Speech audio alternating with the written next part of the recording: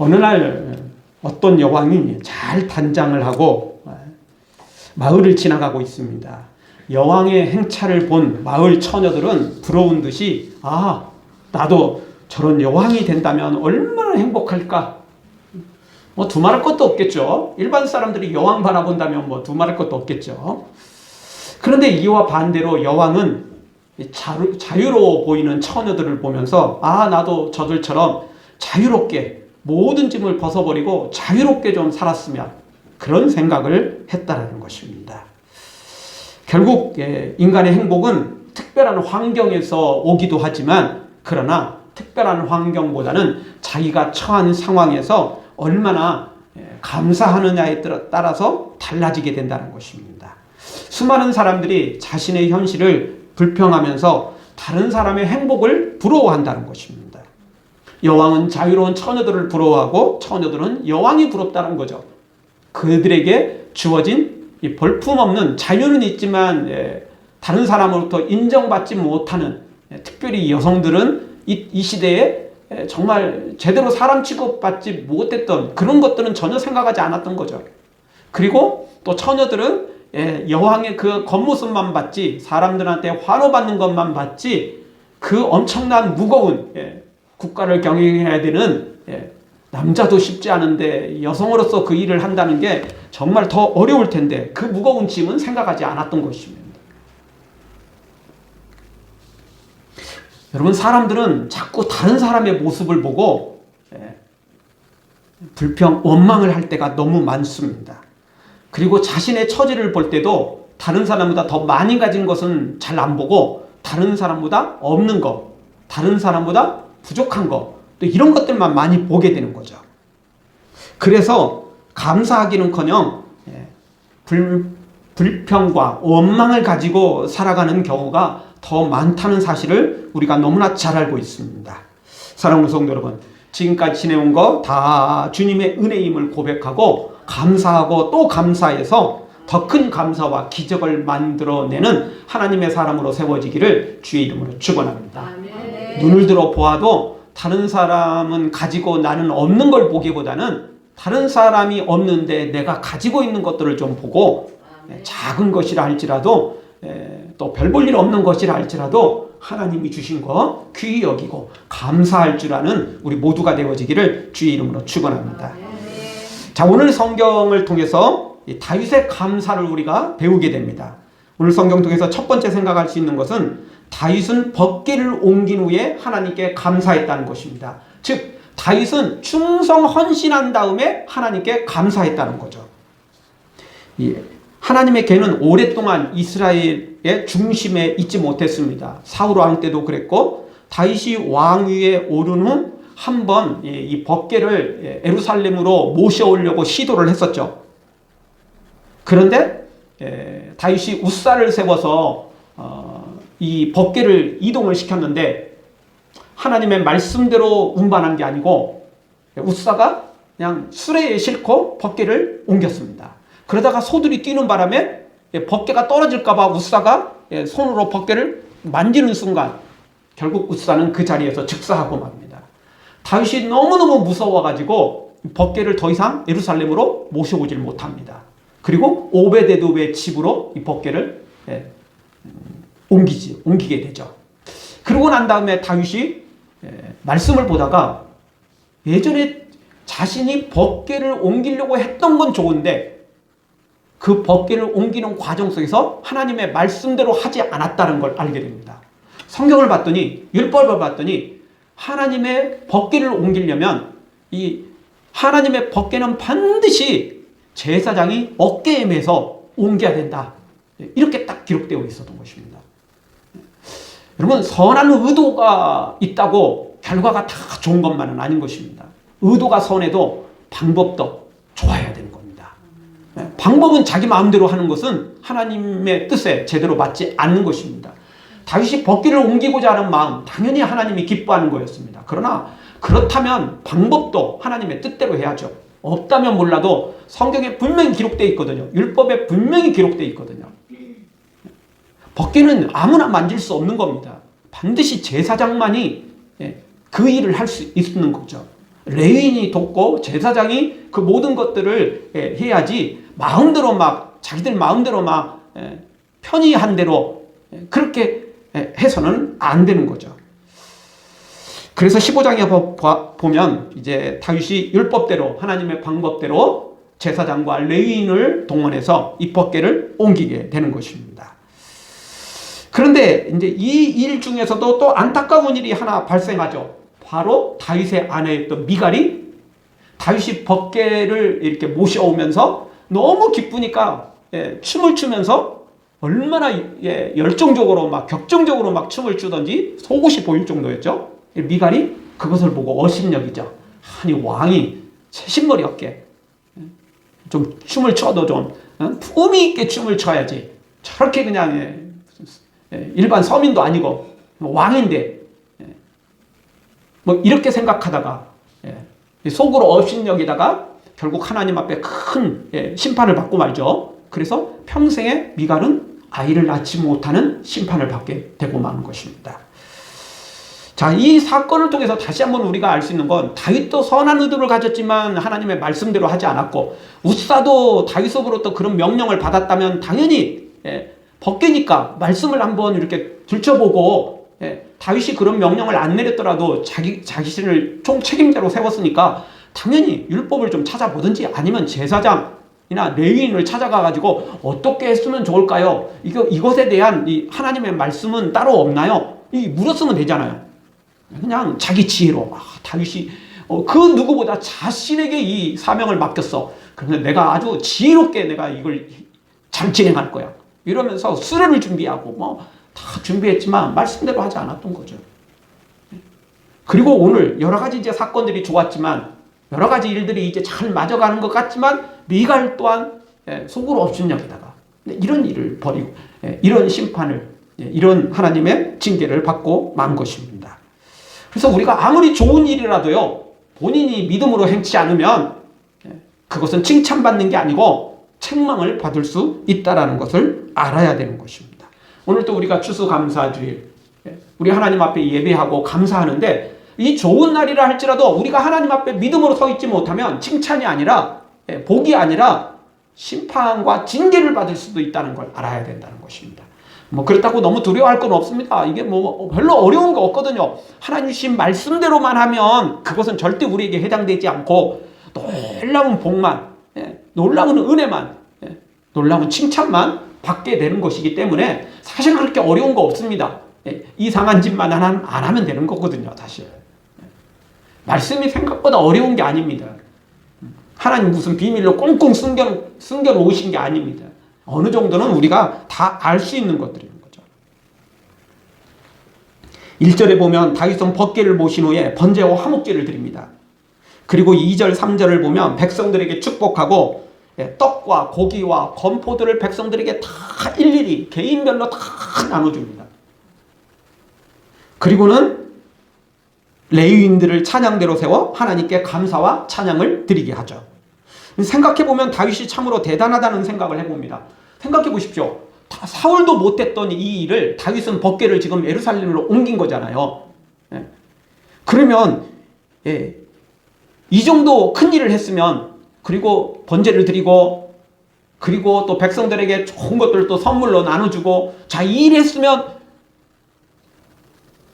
착한 일 한 거죠. 선한 일을 한 거죠. 주의 뜻에 합당하게 일한 거죠. 자, 이 정도 되면 하나님 앞에 좀 목에 조금 힘을 주고 하나님 저 잘했죠. 뭐 이렇게 좀 목에 좀 힘을 줄 수 있는 상황 아니에요? 하나님 앞에 폼 좀 잡을 수 있는 상황 아니냐고요. 그런데 다윗은 이렇게 헌신하고 충성한 후에 또 찬양대를 세워서 하나님께 감사하면서 하나님께 영광을 돌리고 있습니다. 목에 힘준 게 아니고 하나님 앞에 큰 소리 친 게 아니고 도리어 하나님 앞에 더 큰 또 감사와 영광을 돌리고 있는 것입니다. 한마디로 자신을 통해서 이 놀라운 일을 하신 하나님 앞에 감사와 찬양을 드리는 것입니다. 한낱 목동에 불과했던 자신을 택해서 골리앗을 물리치고 이스라엘을 구하게 하시고 또 왕이 되게 하시고 오늘 또 이 법궤까지 옮기고 그 그래서 하나님이 자신을 통해서 이 일을 하신 것에 대해서 얼마나 감사와 영광을 돌리는지 모르는 것입니다. 자, 우리가 참 귀한 사람을 초청해서 또 대접할 때가 있을 수 있습니다. 그럴 때 어떤 사람은 야, 내가 너한테 대접했으니까 너 나한테 감사해야 돼. 너 나중에 꼭 갚아야 돼. 이렇게 하는 사람도 있습니다. 물론 그 친구 사이에 또 가까운 사이에 장난으로 할 수도 있는 거고 그렇기도 하지만, 근데 또 어떤 사람은 정말 이렇게 대접할 수 있는 기회를 주셔서 감사합니다. 자기가 돈 들여서 식사 대접하고 자기가 돈 들여서 대접하면서도 도리어 나한테 이런 기회를 주셔서 감사합니다. 이거 가문의 영광으로 생각하겠습니다. 이렇게 하는 사람도 있죠. 그러니까 대접하면서 큰소리 치는 사람도 있고, 반대로 나 같은 사람한테 이렇게 대접할 수 있는 기회를 주셔서 감사합니다. 이렇게 생각하는 사람도 있더라는 거죠. 다윗은 지금 어떤 상황이라는 거죠? 하나님 앞에 충성하고 봉사하고 물질 드리고 여러 가지 지금 모든 것들을 다 국가적인 행사로 지금 하잖아요. 사실 이게 다윗에게 사실은 개인적으로 보면 물질적인 많은 손해를 입었어요, 지금. 백성들을 그냥 돌려보내도 되는데 일일이 지금 막 선물까지 다 안겨주거든요. 물론 왕이니까 결국 세금에서 나오는 거지만, 솔직히 세금에서 나온다고 왕들이 그거 많이 베풉니까? 아니잖아요. 자기 창고에 쌓아갖고 자기가 쓰려고 하지. 누가 백성들한테 일일이 다 나누려고 하는 그런 왕들이 얼마나 됩니까?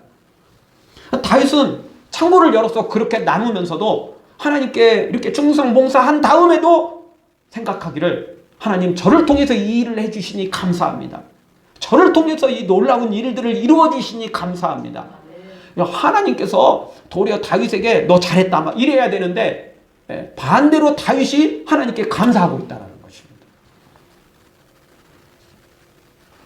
8절에 보면 다윗은 이 레위인들을 세워서 찬양하게 하는데, 그 찬양 속에 하나님이 행하신 모든 일을 만민에게 알도록 감사와 찬양을 하고 있습니다.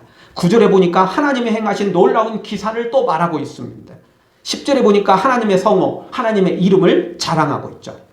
자신을 자랑하는 게 아니고, 여러분 수많은 영웅들이, 왕들이 뭔가를 하면요, 또 그 일을 기념하기 위해서 기념비를 세우고 자신의 이름을 드러내고 이러지 않습니까? 다윗은 온전히 하나님께만 영광 돌리고 있습니다. 하나님의 이름만 높이고 있는 거죠. 정말 다윗은 하나님이 자신을 통해서 일하신다는 것을 감사히 여겼고, 그래서 하나님 앞에 오늘 또 영광 돌리고 있는 것입니다. 독일의 어떤 한 사람이 혀에 암이 걸려서 혀를 잘라내야만 하는 큰 수술을 받아야 될 상황에 이르렀답니다. 그래서 의사는 혀가 잘리기 전 마지막 한마디를 하라고 이 사람에게 마지막 기회를 주었다라는 것입니다. 이 사람은 한참 동안 아무 말 없이 깊이 생각에 잠겨 있다가 주위의 사람들에게 마지막 한마디를 건넸습니다. 수많은 사람들이 거기 지켜보고 있다가, 그래 마지막 무슨 말을 할까? 저 사람은 마지막 말로 무슨 말을 할까? 궁금하게 여기면서 호기심 어린 눈으로 그를 주목했었는데, 이 사람은 마지막 말 한마디는 눈물을 흘리면서 떨리는 입술로 주님 감사합니다, 이렇게 고백했다는 것입니다. 그 인생의 마지막 말, 이제 혀를 잘라서 더 이상 마음으로는 혹시 생각할 수 있고 말할 수 있지만, 이제 자신의 입으로는 마지막 말, 주님 감사합니다, 그렇게 고백했다는 것입니다. 어떤 사람은 왜 나한테 이런 일이 벌어지냐며 하나님을 원망할 수도 있겠지만, 정말 하나님의 사람들은, 믿음의 사람들은 어떤 상황에서도 감사할 수 있다는 것입니다. 여러분은 어떤 사람입니까? 뭔가를 해놓고 생색이란 생색은 전부 다 내는 스타일입니까? 아니면 다윗이나 이 암에 걸려 혀를 절단해야만 되는 이 절대 위기 속에서도 하나님이 나를 통해서 일하셨고 또 지금까지 지켜주신 은혜 감사합니다 라고 말하는 스타일입니까? 때로는 우리가 한 일에 대해서 하나님께 아뢰며 기억해달라고 할 때도 있습니다. 느헤미야도 그런 기도를 했고 또 다윗도 사실 그런 기도를 한 적이 있습니다.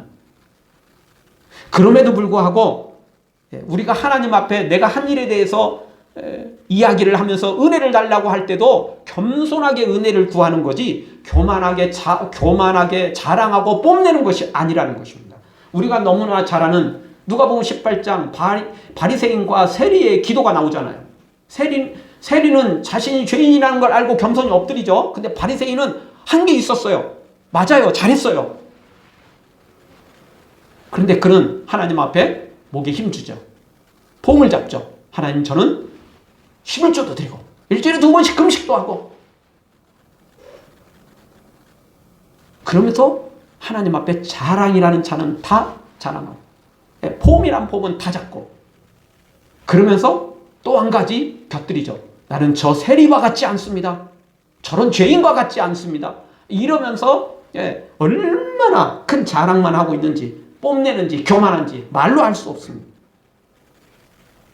여러분, 우리가 오늘 추수감사절을 맞이해서 우리가 하나님 앞에 제대로 섬기지 못했고 충성하지 못했다면 세리처럼 주님, 저는 죄인입니다. 저를 불쌍히 여겨주십시오. 이런 죄인인데도 이렇게 하나님 앞에 나와 예배할 수 있도록, 기도할 수 있도록 다시 한번 기회를 주시니 감사합니다. 이 믿음으로 나가야 되고, 다윗처럼 뭔가 하나님 앞에 충성하고 헌신했다면 도리어 나를 통해 이 놀라운 일을 행해 주시니 감사합니다. 그러면서 하나님께 감사할 줄 알아야 된다는 것입니다. 아멘. 우리는 어떤 상황에서도 감사할 줄 알아야 됩니다. 아멘. 오늘 이 칼럼에도 썼지만 대머리도 하나님 감사할 거리가 이렇게 많다잖아요. 대머리를 놓고도 여성들은 뭐 대머리가 거의 없으니까 뭐 여성들은 더 감사해야 되고, 하여튼 이 감사거리가 이렇게 많잖아요. 알고 보면. 여러분, 찾아보면 감사거리는 수없이 많습니다. 깊이 생각해 보면 감사거리는 참으로 많은 것입니다. 어떤 사람은 가다가 넘어져서 다쳤을 때, 어떤 사람은 그래도 더 크게 안 다치김을 감사하지만 어떤 사람은 그거 넘어졌다고 불평 원망하면서 이런 사람도 있다라는 것입니다. 여러분, 우리가 없는 거, 부족한 거, 또 시험거리 같은 거, 이런 것들만 바라보고 불평 원망하기보다는 혹시 시험거리가 있다 할지라도 그 시험거리를 감당할 힘을 주시고 또 이겨낼 힘을 주시는 하나님, 인도해 주시는 하나님, 더 큰 고난을 주시지 않고 내가 감당할 시험거리만 주시고 또 능히 기도하면서 믿음으로 이겨낼 수 있도록 능력 주시는 하나님, 그런 하나님께 감사할 줄 알아야 된다는 것입니다. 원망, 불평 심으면 더 큰 원망과 불평거리가 나오지만 감사를 심으면 더 큰 감사거리가 우리 앞에 펼쳐진다는 것입니다. 사랑하는 성도 여러분, 다윗처럼 헌신한 후에도 교만하지 말고 나를 통해 일하시는 하나님을 더 크게 감사하며 영광 돌리는 우리 모두가 되어지기를 주의 이름으로 축원합니다. 네, 다 같이 한번 따라서 하겠습니다. 충성한 후에도 교만하지 말고 하나님께 감사하겠습니다. 나를 통해 일하시니 감사합니다. 감사하는 사람, 정말 더 큰 감사를 하나님께서 우리에게 허락해 주실 줄 믿습니다. 두 번째 주시는 말씀은 계속해서 하나님의 얼굴과 능력을 구할 때 더 큰 감사와 기적이 나타난다는 것입니다. 여러분, 오늘 감사했다고 내일 모레까지 감사가 이어진다는 보장은 없습니다. 올해 감사했다고 내년까지 감사가 이어진다는 보장도 없습니다. 우리가 너무나 잘 아는 솔로몬은 왕이 되자마자 1000번제를 드렸고, 그리고 그 후에 하나님 주신 복으로 말미암아 많은 것들을 누렸고, 그리고 성전 건축까지도 또 하게 됩니다. 그런데 그는 말년에 여자에 빠지고 쾌락에 빠지고 결국 우상 숭배에 빠지게 되죠. 심지어 예루살렘의 이방 신전까지 짓게 됩니다.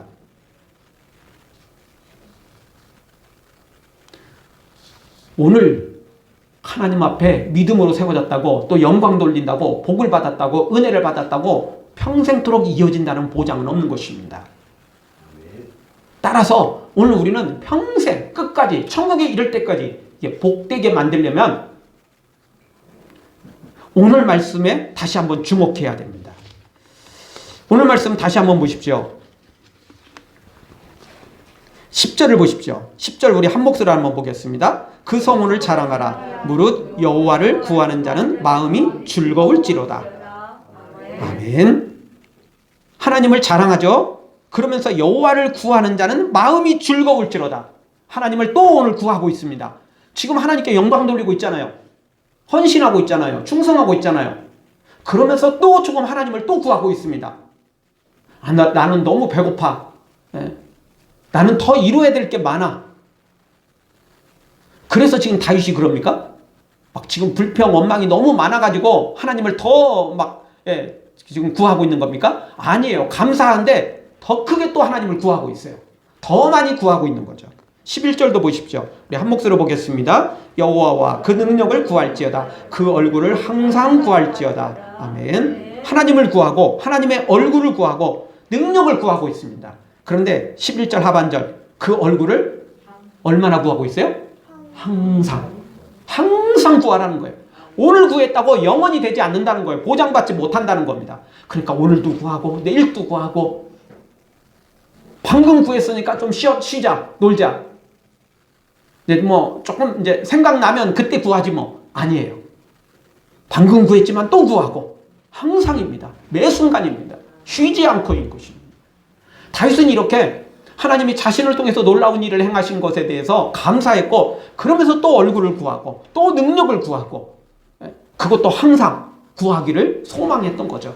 그러면서 찬양대를 세워서 이렇게 하나님께 또 찬양하게 되고 그 찬양대를 통하여 더 많은 수많은 사람들에게 또 하나님의 이름을 더 드러내고 자랑하고 있는 것을 보게 됩니다. 나 혼자도 감사해야 되지만 그 감사를 또 다른 사람들에게 또 전하고 있는 거죠. 하나님의 위대하신 일을 간증하고 있는 것입니다. 그러면서 자신도 하나님을 구하고 수많은 사람들에게도 하나님을 구할 수 있도록 이렇게 모든 일을 행하는 다윗의 모습을 보게 됩니다. 그러니 다윗이 그런 복을 정말 하나님께 그런 칭찬을 받을 만한 자격이 있는 것 같아요. 오늘 말씀을 보더라도 정말 이 정도 얘기했으면 좀 쉴 수도 있고 또는 하나님 앞에 조금 큰 소리 칠 수도 있고 봉잡을 수도 있는데 다윗은 이렇게 충성하고 헌신하고 하나님 앞에 충성한 다음에도 또 하나님께 감사하고 그리고 또 얼굴을 구하고 능력을 구하고 항상 하나님을 구하는 또 더 많이 감사하겠다, 더 많이 충성하겠다, 더 많이 헌신하겠다는 다윗의 마음이 여기 고스란히 드러나고 있습니다. 정말 꿈속에서라도 하나님께 감사하고 하나님을 찬양할 수 있을 만큼 우리의 무의식 속에 정말 이 감사와 찬양이 끊이지 않아야 된다는 거죠. 다윗처럼 말입니다. 오늘 추수감사주일입니다. 10절 하반절처럼 하나님을 구하면 마음이 즐겁게 되게 되어 있습니다. 하나님께 감사하면 마음이 기쁘게 되어 있습니다. 감사를 심으면 기쁨과 감사거리가 우리 앞에 반드시 열매로 다가오게 되어 있는 것입니다. 하나님이 반드시 그렇게 하십니다. 하나님이 약속하셨고 또 하나님이 그 일을 수많은 믿음의 사람들에게 성경의 수많은 선진들과 또 우리 믿음의 선진들에게 그것들을 증명해 보이셨습니다. 오늘 또 우리도 그 믿음으로 달려가면 다윗처럼 이렇게 감사하면 그리고 충성하고 헌신한 다음에도 또 그것으로 만족하지 않고 더 구하고 얼굴을 구하고 능력을 구하고 하나님의 은혜를 구하면서 더 많이 감사하고 영광 돌리면 하나님이 우리에게 더 큰 기적을 허락해 주실 줄 믿습니다. 다윗처럼 더 많이 감사해서 더 많은 기적, 더 많은 감사, 더 많은 놀라운 하나님의 은혜의 주인공으로, 간증의 주인공으로, 기적의 주인공으로 세워지기를 주의 이름으로 축원합니다. 아멘. 기도하겠습니다.